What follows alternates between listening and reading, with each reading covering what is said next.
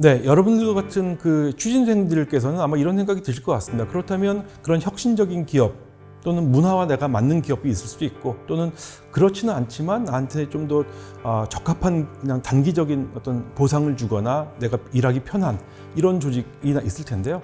저는 여러분들이 그 시스템이 잘 갖춰져 있거나 보상을 잘 주는 회사들은 결국은 내가 단기적으로 일을 배우고 성장하거나 어떤 단기적인 만족감을 얻기에는 적합한 조직일 수도 있습니다. 그렇지만 장기적으로는 여러분들이 내가 그 시스템을 좀 많이 배우고 또 보상을 많이 받는 기업이지만 문화가 잘 맞지 않으면 장기적으로 성장하기는 매우 어렵습니다. 왜냐하면 내가 이 조직에서 단기적인 성과를 보인다 하더라도 조직의 문화가 지향하는 어떤 리더십의 역량, 지향점과 맞지 않으면 결국은 조직의 위로 올라가기가 굉장히 어렵습니다. 그래서 일반적으로 글로벌 기업들이 사람을 볼 때 한 4가지 정도의 기준을 가지고 있습니다.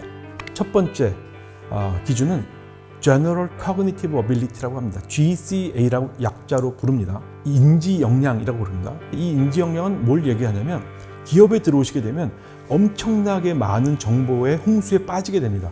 그러면 이 많은 정보를 빠르게 흡수를 해서 잘 구조화시켜서 분석한 다음에 거기에 문제를 해결할 수 있는 안들을 많이 내놓으셔야 됩니다. 두 번째는 RRKE라고 하는데 Role Related Knowledge and Experience라고 합니다. 업무와 관련되어 있는 지식과 경험이죠. 자, 그런데 취준생 여러분들은 사실은 이 부분이 뻥 비어 있죠. 여러분들이 만약에 경력자들과 경쟁하게 되면 이 부분은 이길 수가 없습니다. 그런데 만약에 대졸 신입사원들끼리 경쟁한다고 하면 사실은 똑같아 보이지만 기업에 있는 인사 담당자 입장에서 꼭 그렇지만은 않습니다. 여러분들이 전공했던 분야 중에 어떤 것들을 조금 더 전공 분야에서 조금 더 깊게 들었는지, 기업 입장에서 봤을 때 나는 어떤 밸류를 이 조직에 줄 수 있는 것이냐 하는 것들이 차별화가 돼야 되는 것이 두 번째 RRKE이겠고요. 세 번째는 리더십입니다.